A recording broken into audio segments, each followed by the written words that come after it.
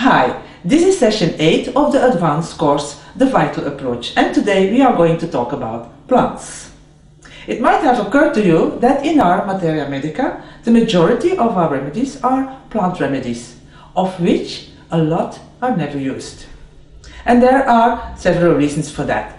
We have a lot of plants incomplete provings, so we only have a partial drug picture. Or we only know the poisoning symptoms, because many plants are poisonous, as you know. Or we only know the use in herbal medicine, and then mostly they use tinctures, and the effect is totally different. Or maybe because there are so many plants and we have a hard time to remember them. Now, since we have the analysis and the understanding of kingdoms and miasms, a lot of plant remedies that we never used before come now to our disposal. Let's have a look at the general kingdom characteristics shared by all plant remedies. So, you might have read in the books that plants are sensitive, and sensitivity is their main characteristic. And although it's true, it is a bit confusing because everybody is sensitive to his own problem. And sensitivity often is confused for emotionality, which is not the same. And on the other hand, we have patients who don't show any sensitivity at all. They try to hide it, they're highly compensated, they don't show their emotionality, and we think they are distant and they are a little bit aloof, and they walk out of your office with a mineral remedy. So I think reactivity is a better word. It means that plants are affected by, touched by their surroundings, everything in their surroundings, and they react immediately. They do it automatically, without thinking, they do it constantly, and they don't even notice it. For them it's the normal way of being. So they react to rocks and stones, to the landscapes, to the weather, to changes in their surroundings, to, of course, to plants, to animals, to humans, to everything. And even when they don't tell you directly, you will notice when they tell you about their characteristics and their likes and dislikes, that they have a collection of shells or collection of crystals, or they talk about their travels, how much they like to be at the seaside or in the mountains, or they have green fingers and they love plants and gardening and flowers and perfume. Or maybe they talk about their favorite pet and how they love this animal, or animals they dislike or they are afraid of. It will be anywhere.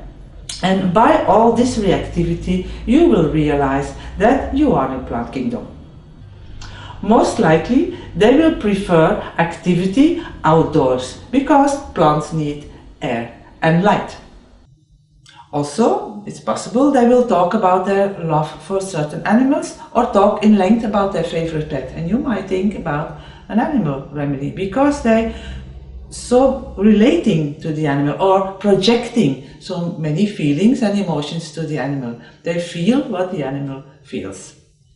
Another important feature in your consultation is the context. We talked about this before. It's the way the patients relate to you, the way they look, the way they act, the way they relate and talk to the homeopath, and the way the consultation evolves. So in a plant case, in general, you have a very lively speech. They relate to the homeopath. They will ask, how are you, and how was your weekend, and how is your daughter, since they know something about your private life. They will inquire, how are you?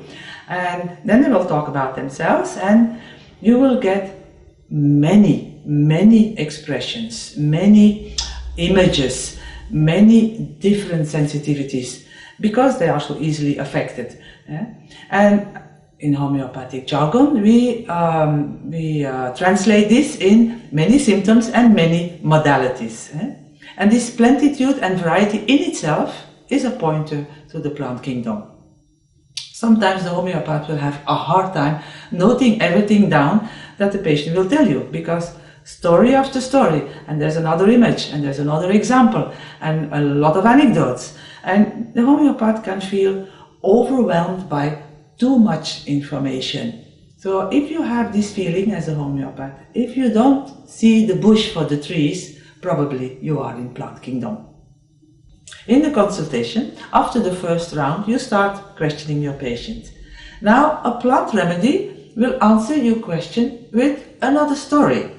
And this is in contrast with a mineral remedy. A mineral remedy will answer your question with a definition. For instance, you ask, what do you mean by difficult? And the mineral will say, by difficult I mean it is hard to achieve. Something like that. It's just an example. A plant remedy will say, for instance, by difficult I mean, well, you know, for example, last week when I went shopping because I was looking for those blue boots that fit with my winter coat, and I came from the store at the corner. You know, there's a new store there, but it was too expensive, so I didn't buy anything. And I just came out of the store, and then I bumped into a man that was a former neighbor of my parents when they still lived at the country house, you see. And this man came to me and he said, aren't you, and he was talking, and etc, etc, etc. And you get the whole picture, the whole story, and at the end of the story they will conclude, this is what I mean by difficult. So you'll get a complete image, you will get all details. It's almost like they open a chapter, a new chapter in a novel, and there the whole scene comes, or a scene on television, or a picture, an image with all details, all colors and smells. And it contains the message. That is important for us. The story is not coincidental. So these kind of patients, you might think, but why do they keep telling story after story?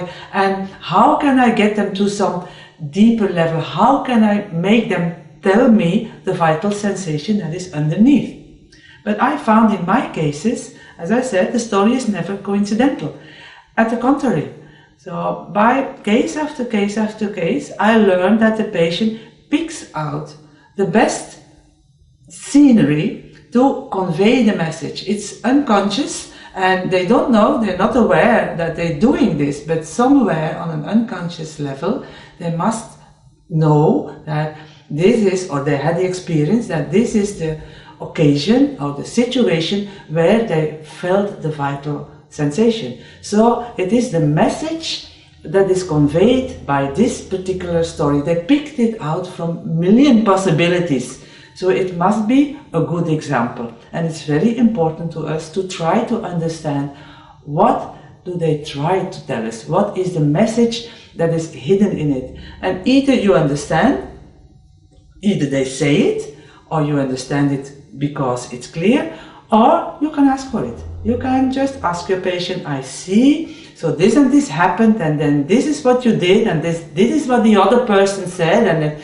this is how you reacted. So how was it for you in this situation? How did you experience it? And then they will tell you, actually, if they didn't do it before, they will tell you the vital sensation. So often we think it's only level 3. We think it's only story. We think it's not useful. It's a bit superficial. We have to aim at level 5, don't we? So there's 2 more levels to go. And we can't make the patient say something deeper. Because even if you ask, how did you feel, or how was your experience in this story, just another emotion can come, or just another level 3 word might come up. And this is because plant sensations are expressed in those very common words.